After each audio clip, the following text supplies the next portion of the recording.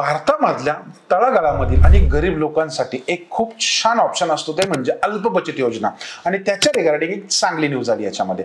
नवीन आर्थिक वर्षामध्ये पहिली जी क्वार्टर आहे नॉर्मली एप्रिल 2025 ते नॉर्मली 30 जून 2025 पर्यंत सगळ्या स्मॉल सेव्हिंग स्कीमचे व्याजदर म्हणजे नॉर्मली आपण त्याला इंटरेस्ट रेट म्हणतो ते ॲज इट इज सेम ठेवायचा निर्णय गव्हर्नमेंट ऑफ इंडियाने घेतलेला आहे। आता हे इंटरेस्ट रेट दर 3 महिन्यानंतर रिवाइज केले जातात आणि स्मॉल सेव्हिंग स्कीम्स म्हणजे असे की जे गव्हर्नमेंट बॅक इन्व्हेस्टमेंट प्रोग्राम असतात जे आपल्या पैसे सेव्ह करून महत्त्वाची गोष्ट म्हणजे त्याच्यावर चांगला इंटरेस्टही मिळवून देत असतात आणि तेही टॅक्स बेनिफिटसह। तर ह्या स्कीम्स इंडिव्हिज्युअल्सना प्रोत्साहन करण्यासाठी मदत करतात जे तुम्हाला मी स्क्रीनवर दाखवतो अशा भरपूर स्कीम आहे त्याच्यामध्ये। आता इम्पॉर्टंट गोष्ट काय याच्यामध्ये तर ह्या स्कीमचं जर नॉर्मली आपण पाहायला गेलो की गव्हर्नमेंट का असा निर्णय घेते बरं तर पहिली गोष्ट याच्यामध्ये इन्फ्लेशन मॅनेजमेंट।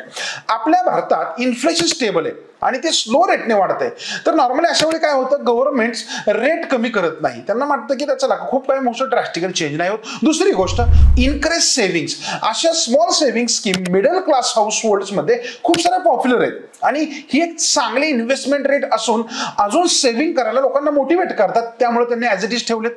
तिसरी गोष्ट याच्यामध्ये गव्हर्नमेंटला फिस्कल ॲडव्हान्टेजेस याच्यामध्ये मिळत असतात म्हणजे गव्हर्नमेंटचे रिव्हेन्यू आणि एक्सपेंडिचर मधला गॅप कमी करण्यात ह्या स्कीम्स मदत करत असतात आणि एक ड्युअल पर्पजही साधला जातो। एकीकडे आपल्याला सेव्हिंग करता येतं आणि दुसरीकडे गव्हर्नमेंट त्यांचं फिस्कल डिफिशिट मॅनेज करतं आणि महत्त्वाची गोष्ट तुम्हाला पण अशा गोष्टी वेळच्या वेळी माहिती पाहिजे असेल आणि अपडेटेड राहायचं असेल तर आजच चॅनलला सबस्क्राईब करायला विसरू नका। धन्यवाद।